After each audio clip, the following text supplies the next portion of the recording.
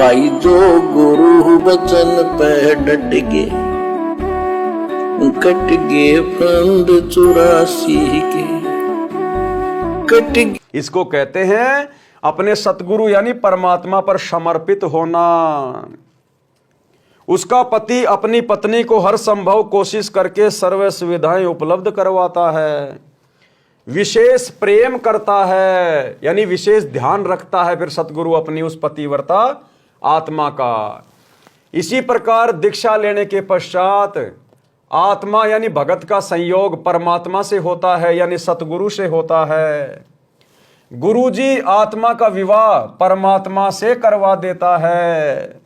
वैसे तो आध्यात्मिक मार्ग में जो सच्चा गुरु होता है वो खुद परमात्मा ही होता है, लेकिन जैसा आपको पहले बताया गया है, यदि सतगुरु स्वयं को परमात्मा कहने लग जाए तो भगत इतनी जल्दी मानेगा नहीं। अपने गुरुजी के प्रति मन में दोष निकालेगा कि ये तो मेरे जैसा इंसान है, अपने आप को भगवान कहता है। और उपदेश लेने के बाद अगर सतगुरु में इस प्रकार का दोष हमने देख लिया तो फिर हमें किसी प्रकार का कोई लाभ नहीं होता है। इसलिए सतगुरु हमें भक्ति पर लगाने के लिए शुरुआत में अपने आप को परमात्मा से अलग दर्शाता है कि मैं तो परमात्मा का नौकर हूं, उसका गुलाम हूं।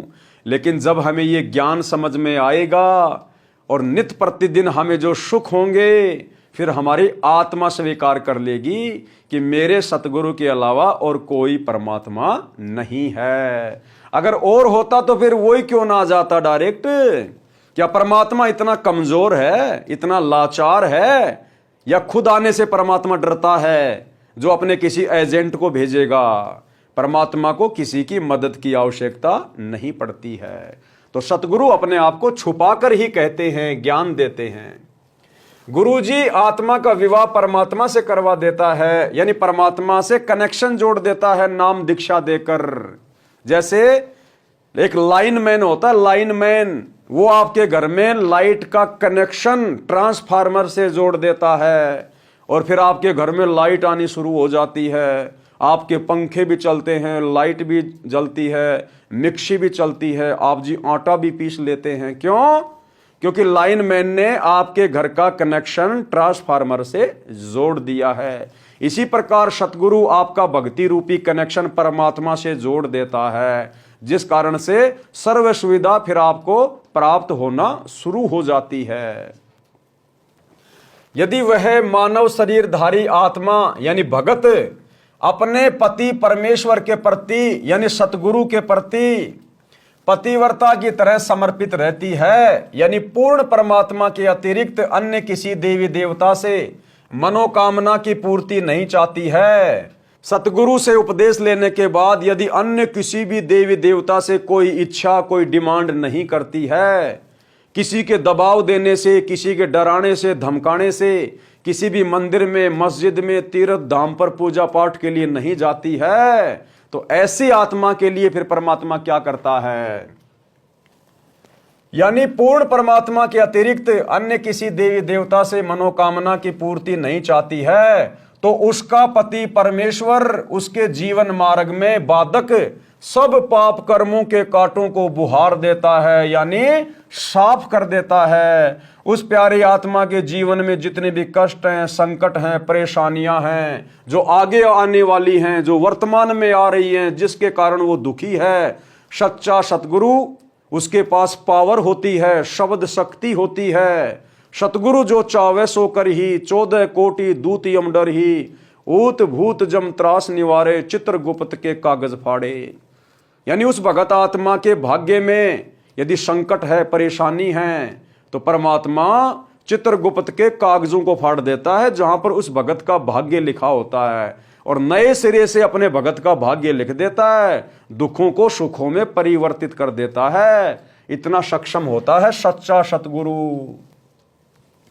उस आत्मा की जीने की राह सुगम व बाधा रहित हो जाती है, यानी उस भगत के सारे झंझट समाप्त हो जाते हैं, उसको मंजिल सरलता से मिल जाती है, यानी उसको जीने की राह मिल जाती है, एक उम्मीद मिल जाती है। उसका रास्ता क्लियर हो जाता है, उसके मन की सारी शंकाएं समाप्त हो जाती हैं कि कौन भगवान है, क्या भक्ति है, कैसे सुख मिलेगा। उसको ज्ञान समझने के बाद और सतगुरु की शरण में आने के बाद सब कुछ क्लियर हो जाता है। फिर तो वो ज्यादा से ज्यादा दूसरों को समझाने का प्रयास करता है, क्योंकि पहले उसका जीवन दुखमय था। सतगुरु का ज्ञान समझकर शरण लेने से जीवन सुखमय हो गया। फिर वो अपने रिश्तेदारों को, यार दोस्तों को, जो उन्हीं परंपराओं में उलझे हुए हैं, रीति रिवाजों में, देवी देवताओं की भक्ति में, वो फिर उनको भी सुलझाने का प्रयास करता है। उस आत्मा के लिए परमात्मा क्या करता है, उसको संत गरीबदास जी ने परमेश्वर कबीर जी से प्राप्त ज्ञान को इस प्रकार बताया है। गरीब पतिव्रता जमीन पर ज्यों ज्यों धर है पांव, समर्थ झाड़ू देत है ना कांटा लग जाओ।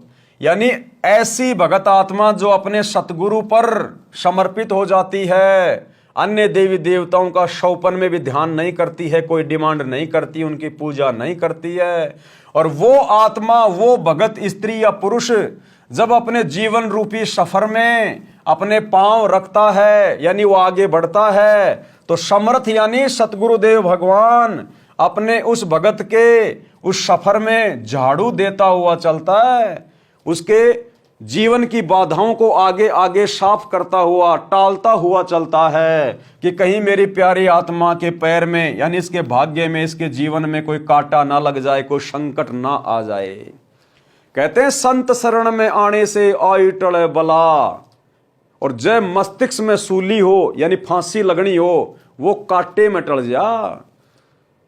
अगर सच्चे सतगुरु के भगत के भाग्य में अगर मौत लिखी हुई है, तो सतगुरु उस आत्मा को भक्ति करवाने के लिए, जीवित रखने के लिए मात्र उसकी उंगली को काट के छोड़ देगा। यानी जहां उसकी एक्सीडेंट में मौत होनी थी, केवल उंगली के चोट लग के रह जाएगी। और उस भगत को भी इस बात का परमात्मा आभास करवा देगा कि आज अगर तेरी जान बची है इस भयंकर दुर्घटना से, बीमारी से, केवल मेरे सतगुरु की कृपा से बची है। और उसका विश्वास भक्ति में और अधिक। जो गुरु बचन पे डट के, कट गे फंद 84 के, कट गे फंद 84 के, कट गे फंद 84 के।